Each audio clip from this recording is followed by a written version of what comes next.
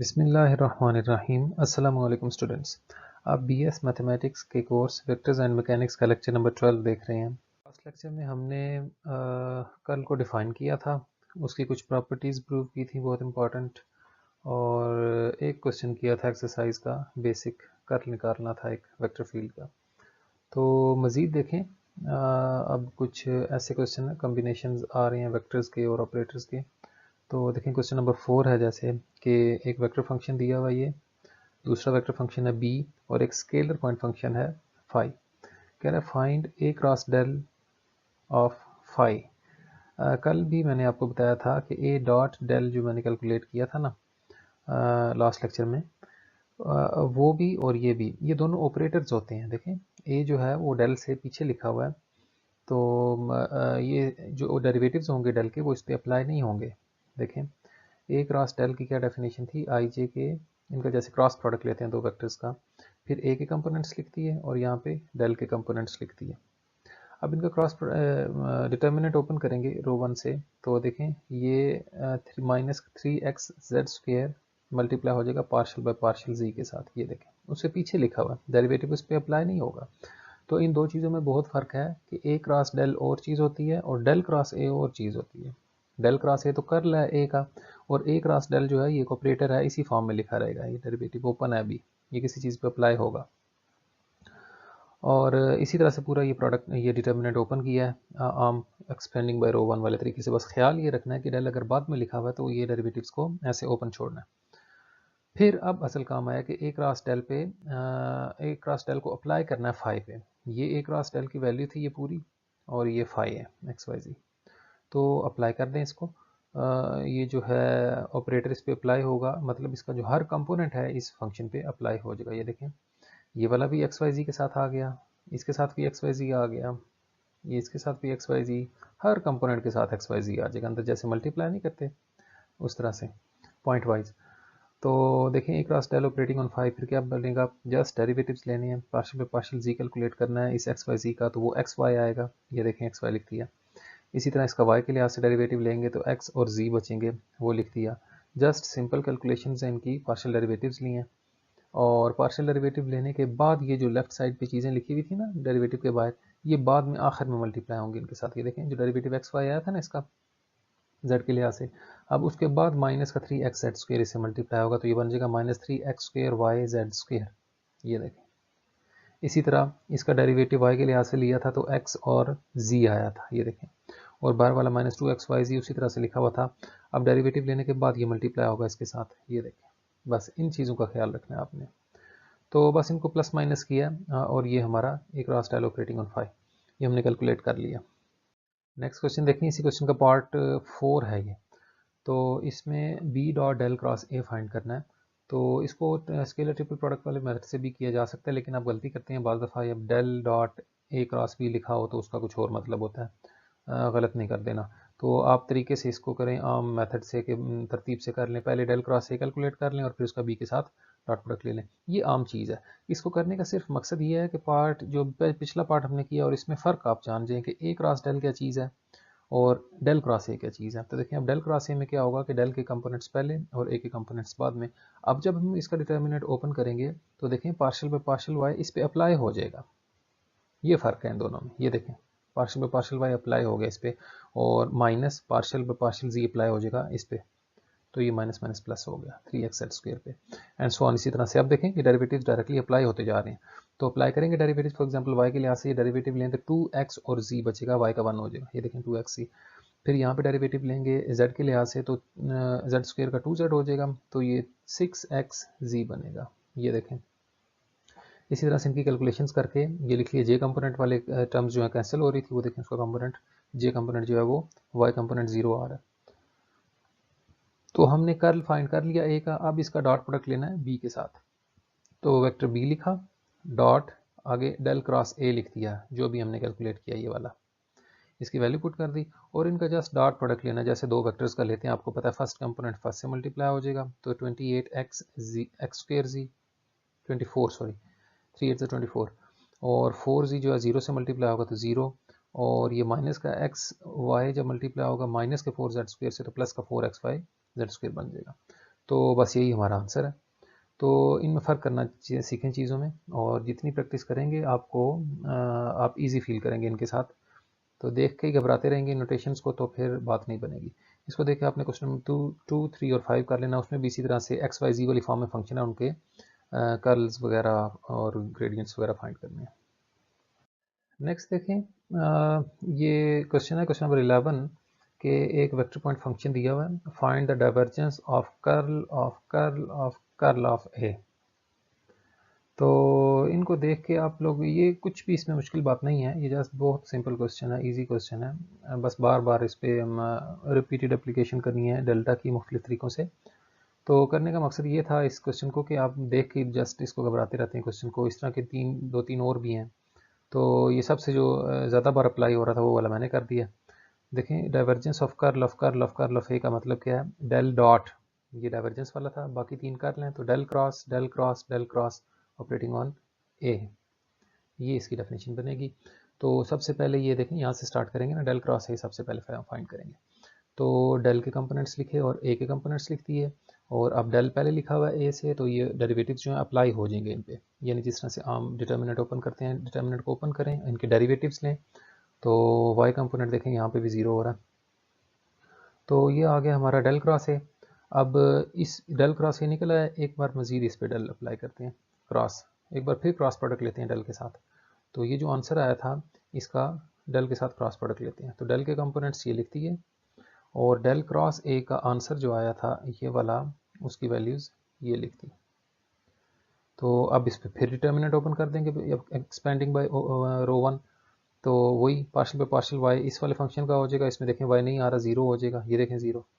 फिर partial by partial zero का हो जाएगा, तो जीरो का डेरिवेटिव जीरो होता है, ये देखें आई वाला कंपोनेंट जीरो होगा। इस तरह से बिल्कुल सिंपल चीज़ें हैं। इन पे अप्लाई किया तो दो दफ़ा कर्ल हम कैलकुलेट कर चुके, एक ए का कर्ल कैलकुलेट किया, फिर कर्ल ऑफ ए का कर्ल कैलकुलेट किया।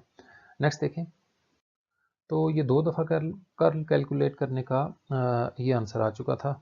उसके बाद तो दो दफ़ा डेल अप्लाई किया, अब देखें एक दो तीसरा डेल अप्लाई करते हैं क्रॉस के साथ, तो डेल क्रॉस यानी क्रॉस प्रोडक्ट लेना डेल के साथ, तो डेल के कंपोनेंट्स लिख दिए यहाँ पे, और ये जो डेल क्रॉस ए था इसकी वैल्यू हमने अभी फाइंड की, उसके कंपोनेंट्स यहाँ लिख दिए। तो अब फिर इस पर एक्सपेंड करें इसको फर्स्ट रो से, और डेरिवेटिव्स अप्लाई करें। वाई का डेरिवेटिव जीरो का डेरिवेटिव वाई के लिहाज से जीरो, जेड का डेरिवेटिव इस फंक्शन का जब डेरिवेटिव लेंगे ना जेड के लिहाज से, तो इसमें जेड नहीं आ रहा है, ये भी डेरिवेटिव जीरो होगा, ये देखें ये। फिर इसी तरह से सेकंड कंपोनेंट लिखा, थर्ड कंपोनेंट लिया, जो डेरिवेटिव आते थे वो डेरिवेटिव लिए। इसका कर्ल निकाल निकाल निकाल के बेचारे के जितने कसपल थे सब खत्म हो गए। देखें ये कांस्टेंट वेक्टर बच गया, सब कर्ल निकल गए इसके।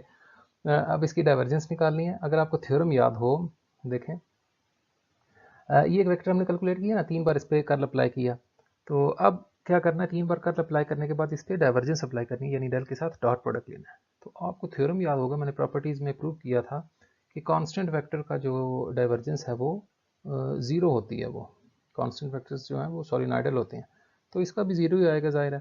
तो डेल की वैल्यू ये लिखी, डॉट था, डॉट लिख दिया।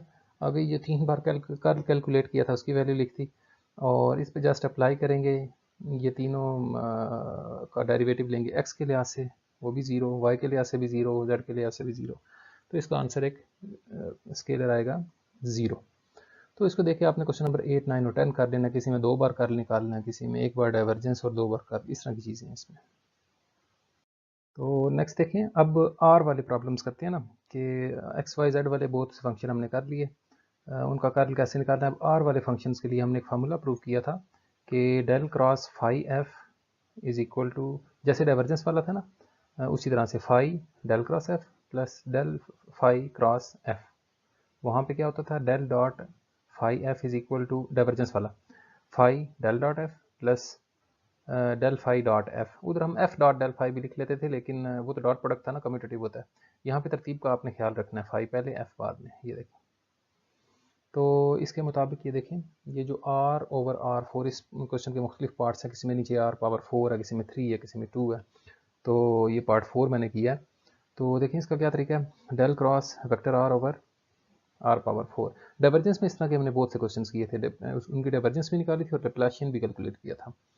तो देखें क्या करेंगे, इसको R power -4 into R, vector R. तो ये स्केलर है आर पावर -4, मैग्नीट्यूड है ना आर का, और ये वेक्टर है, ये फाई फंक्शन होगा हमारा। ये जो फर्स्ट फंक्शन है ना, ये वाला समझे फाई है, और ये जो वेक्टर आर है ये समझे हमारा एफ है, इस फार्मूले के मुताबिक, इस वाले फार्मूले के मुताबिक। तो क्या बनेगा, फाई को पहले ऐसे लिख लेना था, तो आर पावर -4 को ऐसे लिख दिया। फिर डेल क्रॉस एफ था, तो हम डेल क्रॉस आर लिख देंगे, प्लस फिर डेल फाई क्रॉस एफ था, यानी del of R power -4 cross F यानी क्रॉस आर। तो अब इसमें दो चीज़ें आ रही हैं, एक तो हमने डेल क्रॉस आर कैलकुलेट करना है। आपको ये चीज़ें याद होनी चाहिए, एमसीक्यूज़ में आएंगी। आपको याद है कि डाइवर्जेंस ऑफ आर कितनी होती थी, डाइवर्जेंस ऑफ आर 3 होती है, डेल डॉट आर 3 के इक्वल होता है, और डेल क्रॉस आर जो है वो 0 होता है। आर इज़ इररोटेशनल, ये बातें याद रखें, एमसीक्यूज़ में काम आएंगी। तो ये, और एक ये चीज़ कैलकुलेट करनी है, ये मैं एक बार कैलकुलेट कर लूँगा, आगे जब भी कभी आया करेगा डेल क्रॉस आर तो उसको 0 लिख दिया करेंगे, इसके क्वेश्चन के अंदर ही प्रूव कर दिया इसको।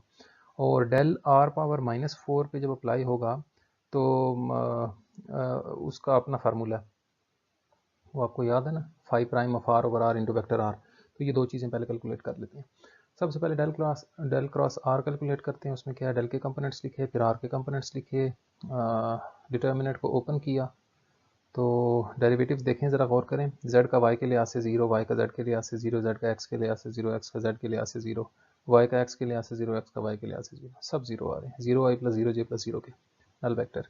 तो r इज़ इररोटेशनल, ये इसका प्रूफ है। अच्छा, फिर ग्रेडियंट फाइंड करना था हमने r पावर -4 का। तो अगर r वाला फंक्शन हो तो उसके ग्रेडियंट फाइंड करने का क्या तरीका था, phi prime of R over R into vector R, उसको इस तरह से मैंने लिख लिया, यानी derivative of phi of R over R into vector R. तो फाई ऑफ आर की हमारा जो है आर पावर -4 है, तो उसका डेरिवेटिव लिया, -4 आर पावर -5 आया। ये आर इसके साथ जब पावर्स कंबाइन करेंगे तो -4 आर पावर -6 बन जाएगा। ये दोनों वैल्यूज़ डेल क्रॉस आर की वैल्यू जो कि 0 थी, और डेल आर पावर -4 की वैल्यू, ये दोनों इक्वेशन 1 में पुट कर देते हैं, तो हमारे पास del cross R over R power 4 की वैल्यू आ जाएगी। R power -4 into del cross R था, वो तो 0 आया, plus del of R power -4 इसके इक्वल आया, अभी हमने कैलकुलेट किया, क्रॉस आर। तो देखें ये 0 हो गया, -4 आर पावर -6। अब ये देखें, ये तो स्केलर है ना, -4 आर पावर -6 ये अलग हो गया, ये जो वेक्टर आर है इसका वेक्टर आर के साथ क्रॉस प्रोडक्ट होगा, और क्रॉस प्रोडक्ट अपने साथ किसी भी वेक्टर का वो 0 होता है। तो इस पूरे ये जो वेक्टर था इसका कर्ल 0 है, यानी ये एक इररोटेशनल वेक्टर है। ये क्वेश्चन इस तरह से भी आ सकता है, शो दैट कि दिस वेक्टर इज इररोटेशनल।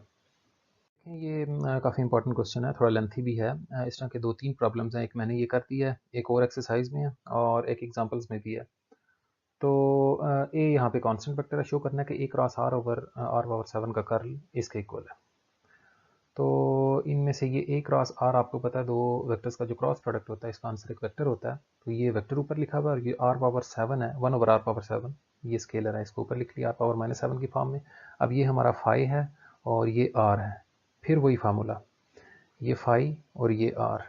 गौर से देख लें कि इसको हम फाई ले रहे हैं, और ये जो ए क्रॉस आर है इसको एफ वेक्टर ले रहे हैं। तो इस फार्मूले के मुताबिक ये अब क्या बन जाएगा, फाई को ऐसे लिख दिया, और ए क्रॉस आर का कर्ल हो जाएगा डेल क्रॉस एफ, ये देखिए del cross F, del cross ये एफ था पूरा, प्लस डेल ऑफ फाई, ये देखिए del of phi cross F, F की जगह क्रॉस आर था। ये फार्मूला अप्लाई किया। अब इसमें जो चीज़ें हैं जैसे डेल क्रॉस ए क्रॉस आर, अब ए कांस्टेंट वेक्टर है, ये अलग से एक थ्योरम है, एक एग्जांपल है आपकी बुक की, कि show that the curl of A cross R is two A where A is a constant vector.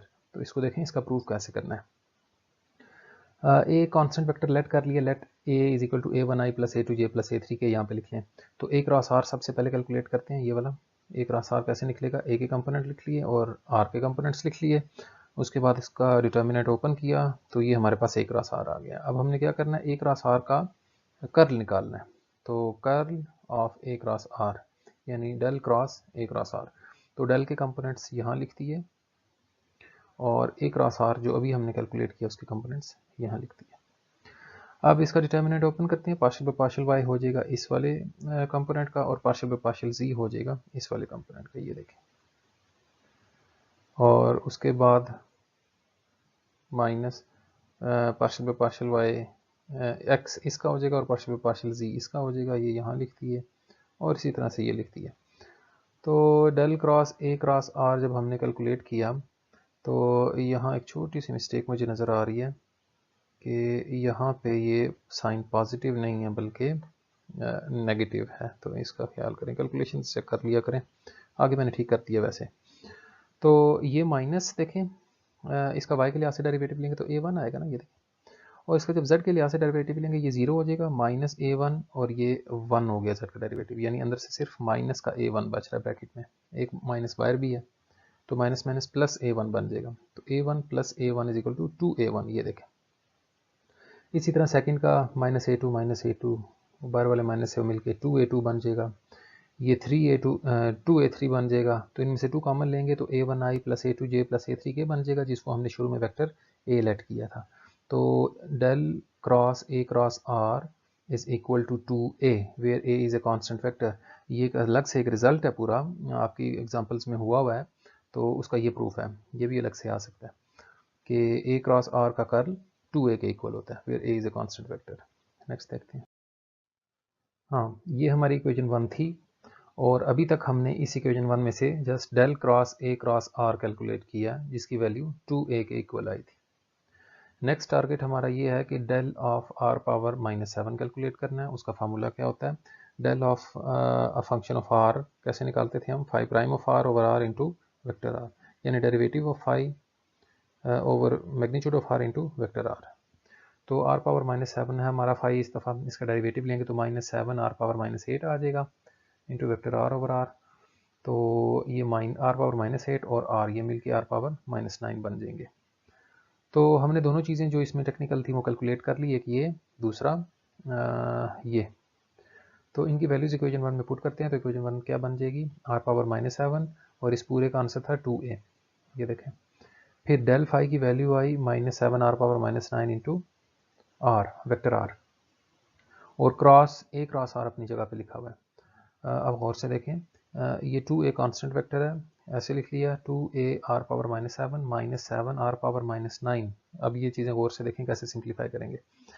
ये एक स्केलर है, इसको अलग कर लिया, और ये r cross a cross r, ये वेक्टर्स का आपस में क्रॉस प्रोडक्ट हो गया। अब ये कौन सा प्रोडक्ट है, ये आपका वेक्टर ट्रिपल प्रोडक्ट है, vector triple product a cross b cross c is equal to a dot c into b vector, याद है, ये देखें r dot r a vector minus r dot a r vector, ये उसकी value लिखती, और -7 r power -9 बार multiply हो रहा था, देखें ब्रैकेट यूज़ किया ताकि दोनों टर्म से मल्टीप्लाई हो। तो सिंप्लीफाई करते हैं, ये वेक्टर ट्रिपल प्रोडक्ट का फार्मूला अप्लाई कर दिया था। ये जो 2a r पावर -7 है इसको लिख लिया 2a ओवर r पावर 7, ये जो r पावर -9 थी इसको 1 ओवर r पावर 9 लिख लिया। r डॉट r आप जानते हैं r स्क्वायर के इक्वल होता है, मैग्नीट्यूड ऑफ r का स्क्वायर, ये साथ वेक्टर a था। r डॉट a ये अपनी जगह पे लिखा हुआ है, ये हमें इसी तरह से चाहिए, ये देखें r डॉट a या a डॉट r a की बात होती है, साथ वेक्टर r है। तो मज़ीद इसको अंदर मल्टीप्लाई करते हैं, देखें 7 वेक्टर a के साथ आएगा, और ये r की पावर देखें 9 में से 2 निकलेंगी तो 7 रह जाएंगी।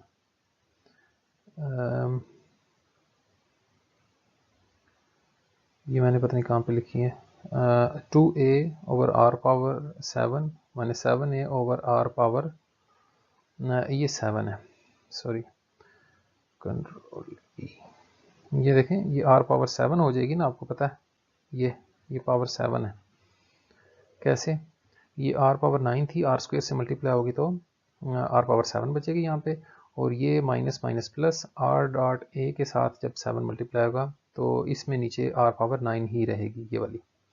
अब ये वाली दोनों सेम टर्म्स हैं, देखें 2a ओवर r पावर 7 और -7a ओवर r पावर 7, ये मिलके -5a ओवर r पावर 7 बन जाएंगी, ये वाली टर्म।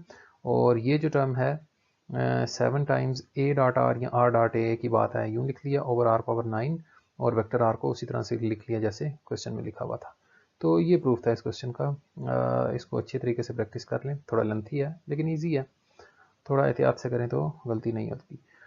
इसको देखिए, आपने क्वेश्चन नंबर 14 कर लेना, और एक एग्जांपल भी है इसके साथ एग्जांपल्स भी देख लिया करें रिलेटेड जो उनसे भी हों आपके।